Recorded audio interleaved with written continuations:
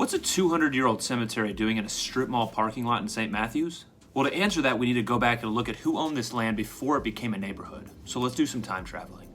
Folks, this is the Burks family burial ground, and it's actually the original family cemetery of the Burks family who owned all of this land before it began to be developed into strip malls and residential neighborhoods. In fact, the Burks family owned a majority of the land between the Breckenridge Lane and Dutchman's Lane intersection, all the way down to what is now the Avondale-Melbourne Heights neighborhood down near the intersection of Taylorsville Road. This area was actually all farmland back in the day, and the Burks family actually had a horse farm on their plot of land while neighboring farmers specialized in the production of hemp and tobacco.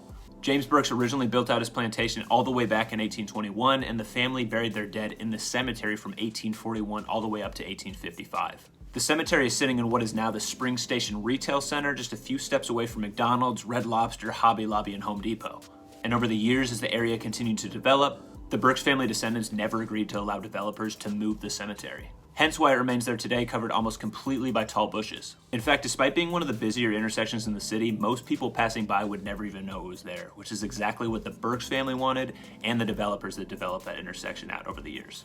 It's pretty cool though, that area was literally all farmland back in the 1800s. And the reason it was all farmland was because Louisville's city footprint originally centered around what is now the west end of Louisville, downtown Louisville, and Butchertown.